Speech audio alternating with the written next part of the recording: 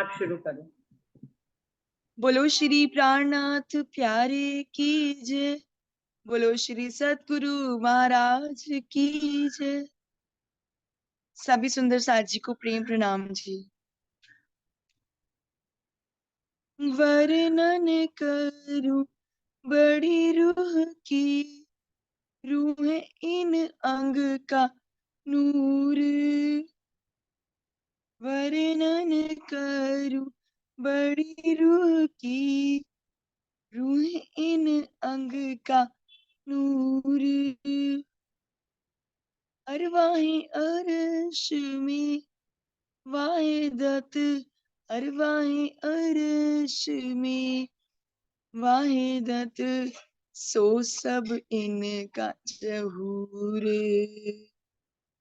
वर्णन कर बड़ी रूह की, रूह इन अंग का नूर। प्रथम लागू दो चरण को धनी, ये न चढ़ायो कीन। लाख तली लाल एड़िया मेरे, जीव के एही जीवन। लाख तली लाल एड़िया मेरे, जीव के एही जीवन। वर्णन करूं बड़ी रूह की, रूह इन अंग का नूर।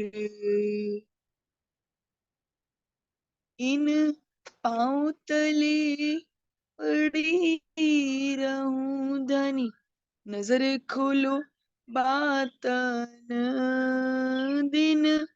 पाँव तले पड़ी रहूं धनी, नजर खोलो बातन। पल न वालूं निरखु नेत्र मेरे, जीव के एही जीवन।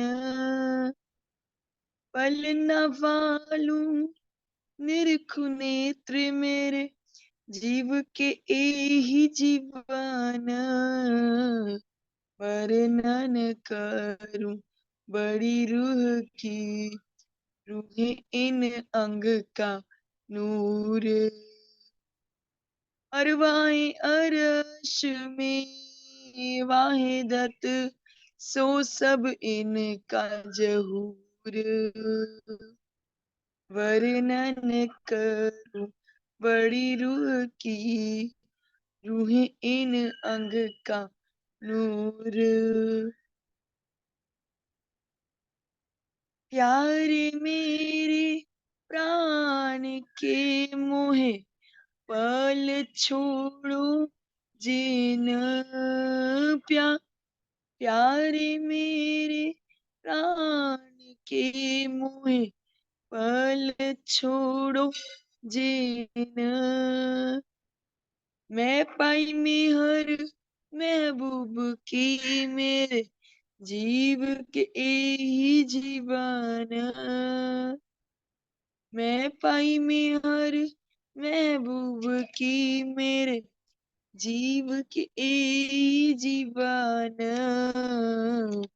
वर्णन करूं बड़ी रूह की, रूह इन अंग का नूर। श्री महामती कहे अपनी रूह को, और अरस रूहान। श्री महामती कहे अपनी रूह को, और अरस रूहान। इन सुख सागर में झीलते, आओ अपने वतन। वर्णन करूं बड़ी रूह की, रूह इन अंग का नूर।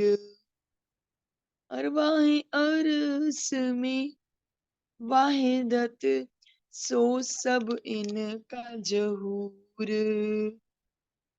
वर्णन करूं बड़ी रूह की, रूह इन अंग का नूर, रूह इन अंग का नूर, रूह इन अंग का नूर। बोलो श्री प्राणनाथ प्यारे की जय, बोलो श्री सद्गुरु महाराज की जय। सभी सुंदर साथी को प्रेम प्रणाम जी। प्रणाम जी, धन्यवाद चित्रांशी। सभी सुंदर साथी को प्रेम प्रणाम जी।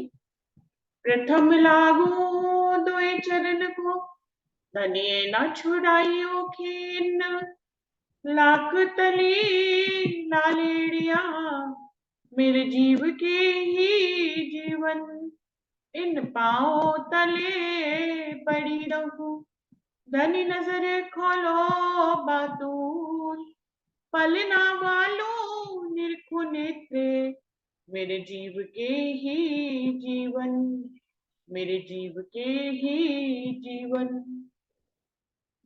श्री बंदो सतगुरु चरण को, करूं सो प्रेम प्रणाम, अशुभ हरन मंगल करन, धनि श्री देव चंद्र जी नाम। श्री प्राणनाथ निज मूल पति, श्री मेहराज सुनाम, तेज कुंवर श्यामा युगल, जिको पल पल करूं प्रणाम, पिया जी को पल पल करूं प्रणाम। सुंदर साथ जी, खिलवत वाणी का 13वां प्रकरण चल रहा है, बुलाए ले आओ तुम गुवल्ला। ये प्रसंग है 40 वर्ष की कसने के बाद श्याम जी के मंदिर में जब धनी उनको आवेश स्वरूप से दर्शन देते हैं, तो धनी देवचंद जी को उनकी पहचान कराते हैं, खुद अपनी पहचान कराते हैं, परम धाम की पहचान कराते हैं, 25 पक्षों की पहचान कराते हैं, और अब तक जो लीला बीत चुकी है ब्रज रास की पहचान कराते हैं, और जागनी की भी पहचान कराते हैं कि अभी तुम्हारे साथ क्या लीला होगी और फिर तुम्हारे बाद कैसे लीला होगी। तो पूरे 7 दिन की लीला का यहाँ पर धनी देवचंद जी को बता देते हैं, और उन्हीं के अर्श दिल को अर्श कर कर बैठते हैं। तो सारी बातें नजर उनकी बका के में पहुंच जाती है धनी देवचंद जी की, और वो ब्रज रास जागनी से लेकर परमधाम तक की, जहां से चले से वहां से खत्म होने तक की 7 दिन की लीला उनको समझ में आ जाती है धनी देवचंद जी को। तो इस तरह से जिसके दिल में धनी खुद अर्श करके बैठते हैं, उसको किसी भी प्रकार का कोई संशय नहीं होता है। प्रारंभ से लेके अंत तक सारी लीला उसको धनी स्वयं समझा देते हैं। क्यों? क्योंकि धनी के तो दिल की ही सारी लीला है। धनी ने तो पहले से ही 7 दिन की लीला अपने दिल में ही ले रखी है। अब जब धनी के दिल में 7 लीला पहले से ही फिक्स है, सब उन्होंने पहले से ही प्लानिंग कर रखी है, तो जिसके दिल में धनी अर्श करके बैठते हैं, उसको वैसे ही 7 दिन की लीला समझ में आ जाती है। हम सब ने देखा होगा, जो परमहंस होते हैं उनको आगे और पीछे का सब पता होता है। इवन उनको ये भी पता होता है कि वो कब तन छोड़ेंगे, फिर आगे क्या होगा। देखिए मोहम्मद साहब इसका उदाहरण है। मोहम्मद साहब जब अपने समय पे थे, कुरान के शब्द लेके आए, धनी के आवेश स्वरूप की वाणी, तो वो कहते थे कि मेरे जाते ही यहाँ पर जो है तलवारें उठ जाएगी। मेरे जो 4 जो शिष्य है, जो सबसे अग्रणी शिष्य है, कोई भी मेरी राह पर नहीं चलेगा, और इतना फितना यहाँ पे आ जाएगा, सब लड़ झगड़ के अपने अपने संप्रदाय बना लेंगे। तो उनको पहले से ही पता होता है, जिसके दिल को अर्श करके धनी बैठते हैं, वो तो धनी की ही पहली सूरत थी। तो उनको आगे पीछे सब पहले से ही पता था, और उन्होंने तो परमधाम जाकर धनी से गो से बात करी थी, आमने सामने धनी से बात करी थी। तो धनी ने पूरे 90,000 हरफ उनको बता दिए थे, और उन्हीं के ही दिल में अर्श करके धनी बैठे और कुरान की वाणी उनके माध्यम से वहां पर जाहिर करी। तो सुंदर साथ जी, उनको भी सब आगे पीछे का सब पता था।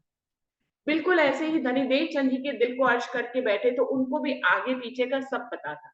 इंद्रावती को भी पता था आगे पीछे का सब। ऐसे ही छठे दिन में जो भी परमहंस सुंदर साथ होते हैं, जो भी परमहंस किसको कहते हैं, वैसे तो परमहंस नाम दुनिया में भी बहुत कहा जाता है।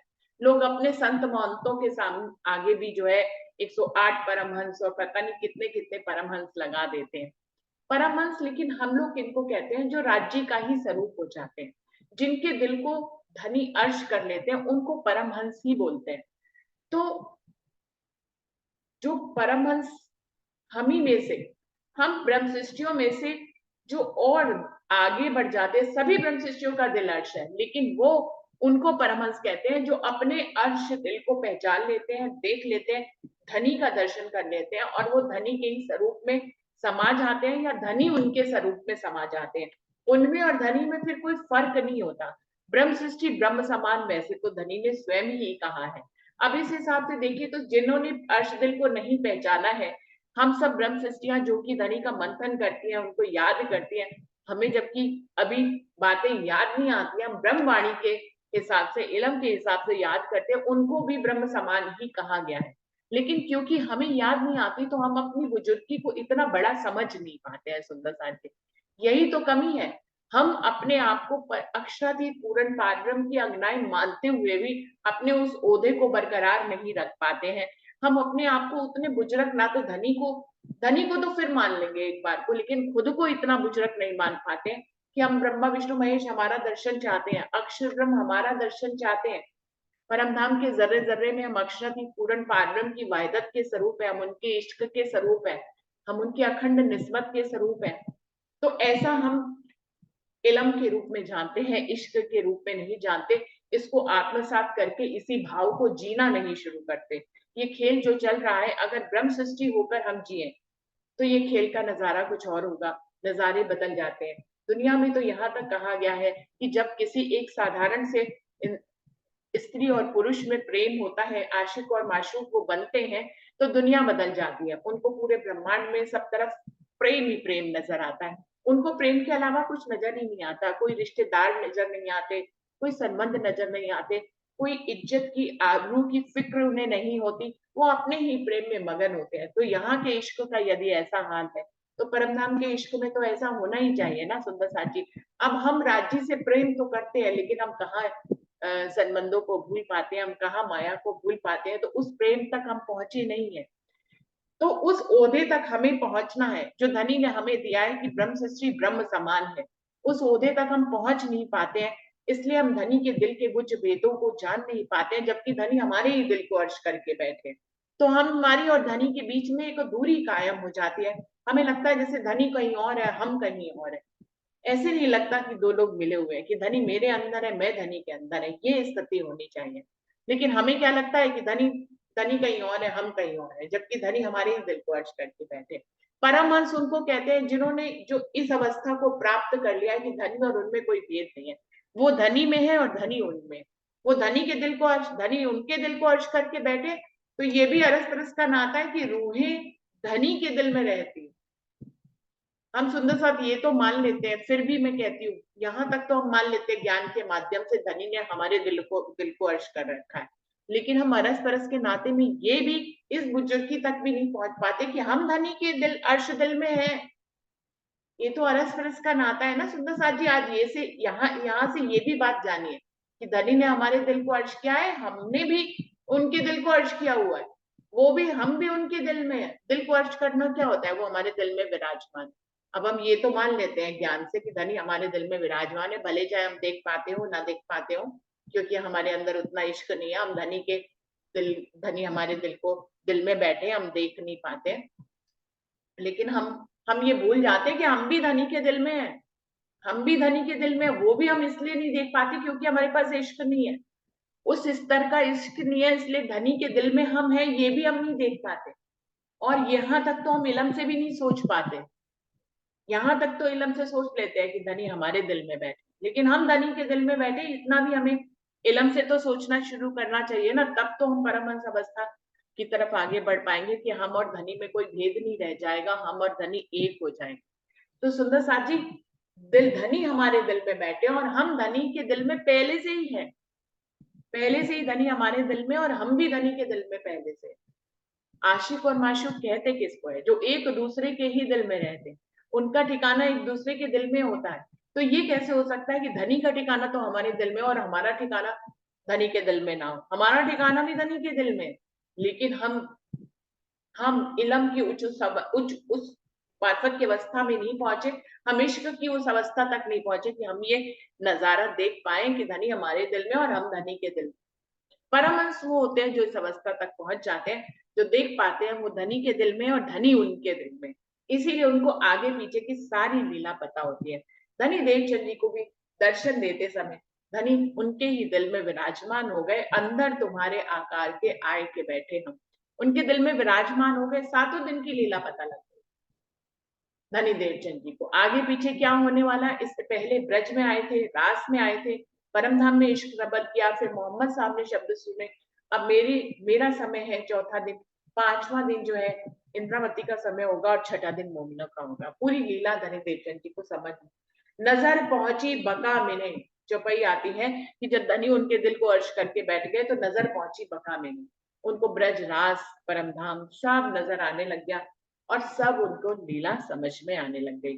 तो इस शब्द की बातें धनी उनको याद दिला रहे हैं, अपनी पहचान करा रहे हैं और उनको उनकी पहचान करा रहे हैं। और सबसे बड़ी बात, श्यामा महारानी जो धनी का आनंद अंग है, उनको उनकी जिम्मेदारी बता रहे हैं कि इस खेल में उन्हें क्यों भेजा गया है, जहां पर रूहें इस ब्रह्मांड में जो है झूठे ब्रह्मांड में रम जाएंगी और तुम्हें उनको जो है वाणी को तारतम वाणी की कुंजी से जगा जगा कर मेरे चरणों में लाना है। तो पूछते हैं धनी तुम कैसे, मैं उनको ढूंढूंगा, उनकी कैसे पहचान करूंगा। धनी ने कहा पहला दिन अभी जागनी ब्रह्मांड का पहला समय है, तुम आराम से बैठना, हम खुद ही तुम्हारे पास रूहों को भेजते हैं। 18 चौपाई हो गई थी। आइया तिन आलम में जित हक को न जानत कोई, पूजे ख्वाइश हवाए को जो कोई इनमें बुजरक होए। ऐसे आलम में आ गई रूहें, धनी देवचंद जी को बता रहे हैं, ऐसे आलम में रूहें आ गई जहां कोई हक को जानता ही नहीं। उन पूजे ख्वाइश हवाए को, उनमें से कोई अगर बुजुर्ग होता भी है जो बहुत कसनी करता है, मेहनत करता है, बहुत बड़ा तपस्वी और साधु बनता है, पहाड़ों में और गुफाओं में तपस्या करता है, यदि वो ऐसा करता भी है तो कहाँ तक पहुंचता है। पूजे ख्वाइश हवाए को जो कोई इनमें बुजुर्ग हो, कोई इसमें से कोई बुजुर्ग निकलता भी है तो वो भी निराकार तक पहुंच पाता है, हवा को ही पूछ पाता है, इससे आगे वो नहीं पूछ पाता। सुंदर साथ जी, हमें राज्य हम ब्रह्म सृष्टियों को धनी ने कितने आराम में रखा है। दुनिया से तोलेंगे तो हमें अपनी बुजुर्गी पता लगेगी, हमें कसमियां करनी पड़ी, हमें घर बार छोड़ के पहाड़ों में जाना पड़ा, हमें पत्ते खाने पड़े, हमें भूखा रहना पड़ा, कुछ नहीं करना पड़ा। यूं ही धनी ने मेहर करके हमें अपनी ब्रह्मवाणी दे दी, ऊपर से अपनी मेहर करके जूम मीटिंग से इतनी खुलवा दी।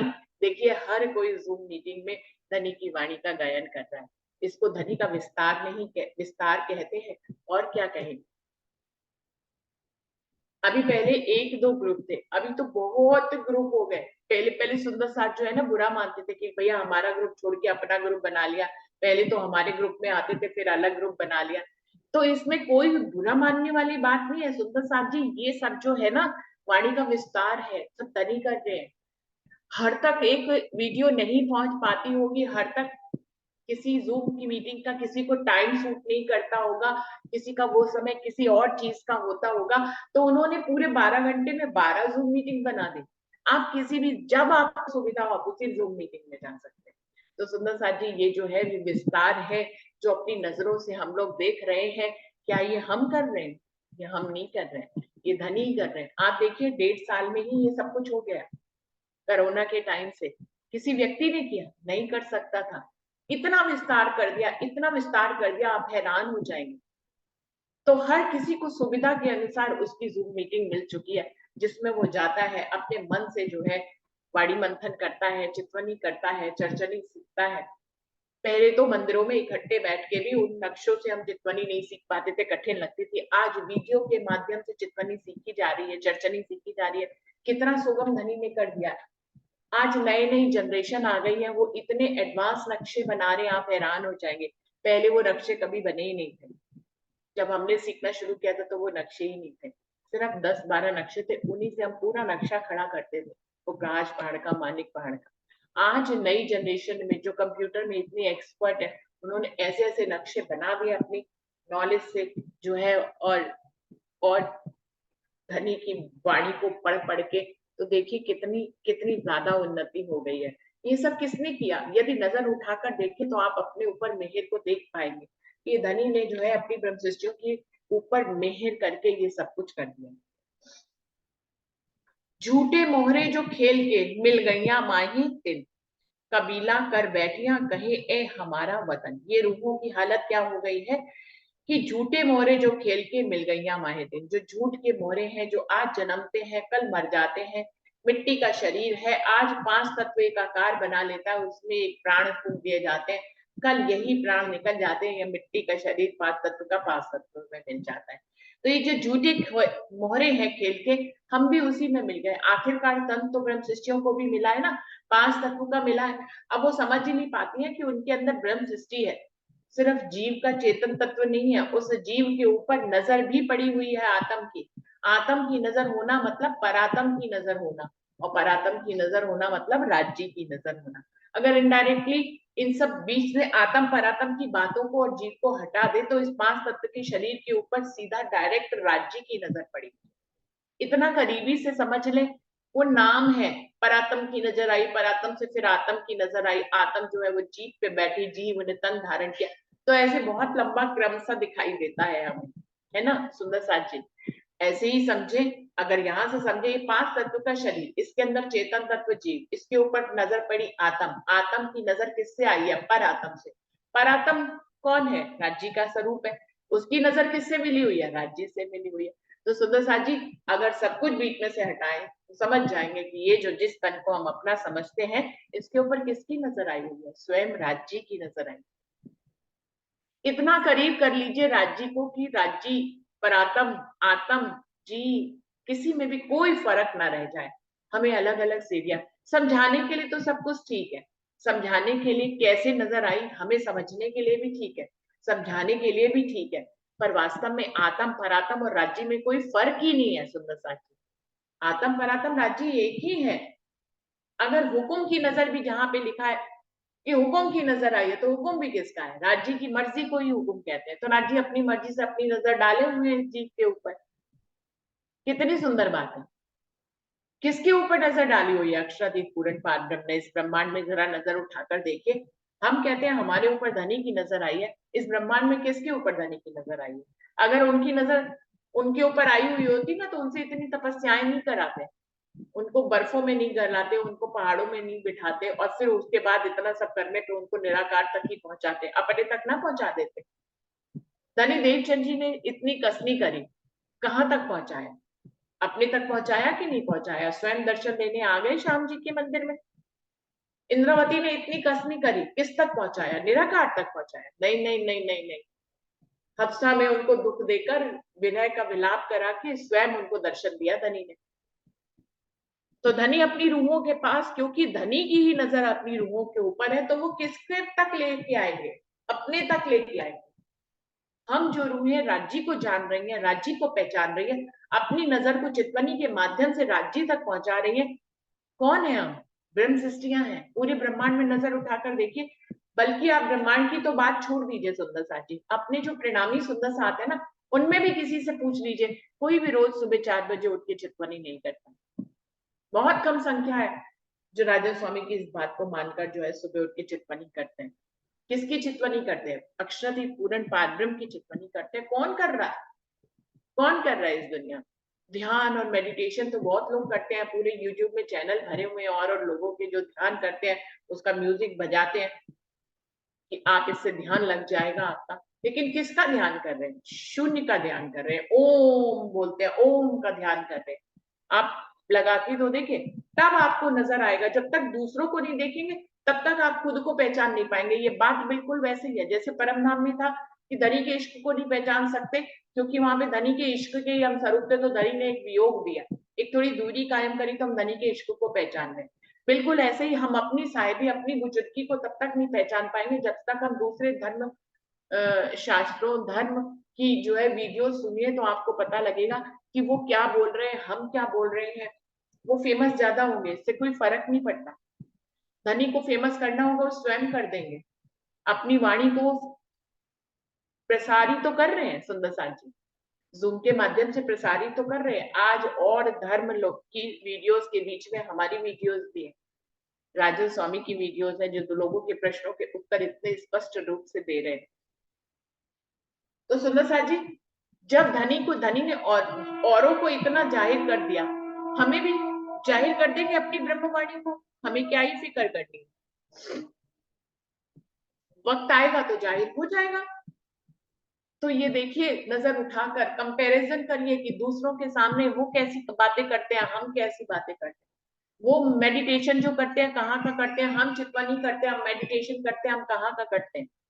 तो सुंदर साथ जी फर्क समझ में आ जाएगा, अपनी बुजुर्गी समझ में आ जाएगी। धनी ने हमें सीधा काल माया से योग माया पार कराकर परमधाम पहुंचा दिया, बिना किसी पहाड़ों में बिठाए, बिना पत्ते खिलाए, बिना किसी कसरी के कि आपको भूखा रहना पड़ा। आप बर्फों में गले, आप आग में बैठे, आप गुफाओं में बैठे, पहाड़ों में चले गए, एकांतवास किया, तब कहीं जाके उनको निराकार मिला और हमें ये कुछ नहीं करना पड़ा और सीधा अक्षरदीप मिल गया। ये हमारा संबंध नहीं तो और क्या है। इसी चीज की पहचान कराए हैं। झूठे मोहरे जो खेल के मिल गईया माहे तेन, उसी में ही मिल गई है। कबीला कर बैठिया कहे है हमारा वतन, इसी में यही पे रिश्तेदारी इन झूठे कबीलों से बना ली और कहते यही हमारा घर है, हम तो इन्हीं के रिश्तेदार हैं, हम तो यही इनकी पत्नी है, इनकी बहू है, इनकी माँ है, इनकी बेटी है, इनकी बहन है, इनके भाई है। पता नहीं कितने रिश्ते हमने यहाँ पे बना लिए। तो कबीला कर बैठिया कहे ए हमारा वतन, यही हमारा घर है। ऐसा भूल गई। समझाइया समझे नहीं, माने नहीं फुरमान, कहे कौन तुम कौन हम, अपने कैसी पहचान। ऊपर से क्या कहती हैं, समझाइया समझे नहीं, समझाओ तो समझती नहीं है, माने नहीं फुरमान, फुरमान की बातों को नहीं मानती। कहते कि कहे कौन तुम कौन हम, अरे कौन हो तुम भाई अक्षातीत, कौन हम है, हमारा तुम्हारा क्या रिश्ता है, अपन कैसी पहचान, भाई हमारी जान पहचान है भी या नहीं है। लेकिन ये सारी बातें परमधाम में पहले ही धनी ने आगाह कर दी थी कि ऐसा ही तुम करने वाली हो। और जब धनी ने ही कह दिया कि हम ऐसा ही करने वाले, तो हम ऐसा ही कर रहे हैं। अब जब धनी ने पहचान करा दी है, तो भी हम इश्क तक नहीं पहुंच पा रहे हैं सुंदर शांति। लेकिन हमारी हालत पहले कैसे थी, रूहें कहे कहे कौन तुम कौन हम, आपन कैसी पहचान, कौन हो आप, कौन है हम, हमारे बीच में क्या संबंध है, क्या पहचान है। इतनी बुरी बातें हम कर रहे हैं, इतनी बुरी बातें हम करें। हम अपने पति को भूल जाए और वो हमें जगाने आए, मान लीजिए दुनियावी पति, हमारी याद मेमोरी लॉस हो जाए और फिर वो हमें याद दिलाए, तो हमारी हालत ऐसी होगी, हम उसको कह रहे भैया तुम कौन हो, हम कौन हो, हमारे बीच में क्या रिश्ता है भैया। तुम कहते हो तुम हमारे पति हो, हमें तो नहीं दिखाई देता, हमें तो नहीं याद आता कि तुम हमारे पति हो। ऐसी स्थिति हमारी हो गई है। धनी की ब्रह्मवाणी हम पढ़ते हैं, मंथन करते हैं, लेकिन उनके इश्क की मंजिल तक नहीं पहुंच पा रहे। ए सोई हमारा साहिब जो बड़को दिया बताए, ए पत्थर पानी आग है पर हमसो छोड़िया न जाए। सीधा सीधा रूही ये तक कहती है कि हमारे जो हमारा साहिब कौन है, जो हमारे बड़े बुजुर्ग दादा नानी चाचा जो जिनको पूछते आए हैं, हम भी उनके परिवार में पैदा हुए हैं, तो परंपरागत तरीके से वो पानी पत्थर आग को पूछते आए हैं, हम भी पूछ रहे हैं। वो मूर्ति बनवाते हैं पत्थरों की, उसकी पूजा करते हैं, उन पे हाथ चलाते हैं, उनकी सेवा पूजा, हम भी यही कर रहे हैं। वो सूरज को जल चढ़ाते हैं, हम भी यही कर रहे हैं।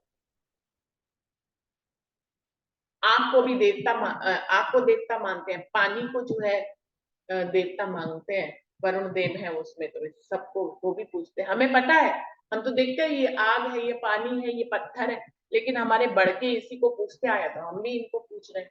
मना नहीं कर सकते भाई, अब मना करेंगे तो परिवार में लड़ाई हो जाएगी। बहुत से सुंदर साथ बताते हैं। तो इस तरह से अब हम क्या कर रहे हैं, हमें करना है, तभी तो हम परिवार को भी परिवर्तित कर पाएंगे सुंदर साथ के।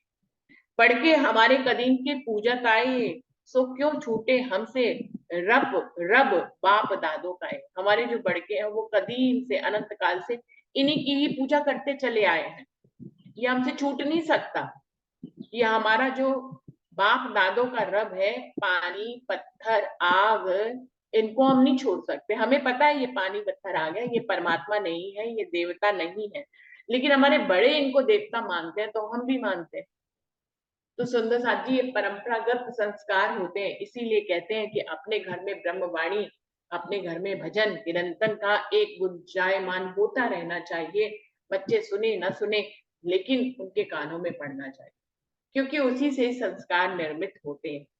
ये समझ मुझे भले चाहे देर से आई हो, लेकिन ये समझ बहुत जरूरी है कि सुबह सुबह घर में भजन चलने चाहिए, सुबह सुबह ब्रह्मवाणी का गुंजार होना चाहिए। चाहे आपके बच्चे सो रहे हैं, लेकिन वो देख रहे हैं माँ सुबह उठ के ये काम कर रही है, वो परमात्मा की तरफ लग रही है, एक कहीं ना कहीं संस्कार बनता है, अपने आप कनेक्टिविटी आती है, कुछ सुधार जरूर होता है बच्चों में। तो ये जरूर करते रहना चाहिए, ये एक चाबी है अपने घर में अपने सभी परिवार के सदस्यों को इस तरफ धनी की तरफ लगाने के लिए, कि वो धनी से प्रेम करें, धनी के ही अंग बन जाएं, धनी उन्हें अपना ले, वो धनी के ही चरणों में रहना शुरू करें, अपने जीवन के हर कार्य धनी के साथ ही शुरू करें, धनी के साथ ही खत्म करें। हमारे सब यही तो क्रियाक्रम है। हमें किसने सिखाया?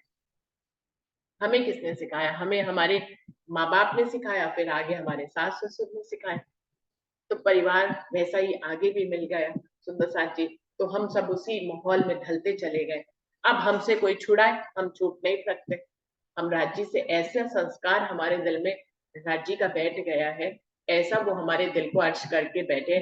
धनी के अलावा कुछ सुनाई नहीं देता। हमें गुस्सा भी करना है तो धनी के साथ ही, धनी से ही बात करनी है, प्रेम करना है तो धनी से करना है, भोजन खाना है तो धनी के साथ खाना है, पानी पीना है तो धनी के साथ पानी पीना, उठना है तो धनी के साथ उठना है, बैठना है तो धनी के साथ, सोना है धनी के साथ सोना, उठना है तो भी धनी के साथ उठना। ऐसी दिनचर्या हमारी हो गई, और ऐसी ही होनी चाहिए, ऐसी ही होनी चाहिए। क्योंकि चितवनी तो आप एक विशेष समय पे बैठ के कर लेते हैं, लेकिन पूरा दिन आप राज्य के साथ कैसे रहेंगे? पूरा दिन भी तो राज्य के साथ रहना है, तो ऐसे ही रह सकते हैं, सेवा पूजा के माध्यम से रह सकते हैं, उनको भोजन कराने के माध्यम से रह सकते हैं, सोते समय उनको अपने साथ रख सकते हैं, उठते समय उनको अपने साथ रख सकते हैं, हर क्रिया में आप उनको अपने साथ रख सकते हैं। यही ब्रज का भी चाल थी, ब्रज की भी यही चाल। जिन छोड़ो ब्रजन रास, उसकी चाल जो है चलने के लिए कहते हैं कि रूहें वहां पे भी सब काम करती थी, लेकिन उनका ध्यान किस में रहता था? कृष्ण जी में रहता था। बिल्कुल ऐसे ही यहाँ पर जो जॉब करता है वो जॉब करे, जो बिजनेस करता है वो बिजनेस करे, जो हाउस वाइफ है वो हाउस वाइफ रहे, लेकिन धनी को अपने हर पल हर घड़ी अपने साथ रखे। क्योंकि चर्चा सुनने से तो बहुत कुछ परिवर्तन होता है, लेकिन करने से सबसे ज्यादा क्रांति हमारे दिल में आती है, हमारा वजूद बदलता है। करने को तो बहुत कुछ कर सकते हैं, लेकिन हमें जो है सारी क्रांति जो है हमारे करने से आती है। सुंदर साथ जी, तो करना तो बहुत ही जरूरी है, अगर करेंगे नहीं तो आगे कैसे बढ़ेंगे? सुंदर साथ जी।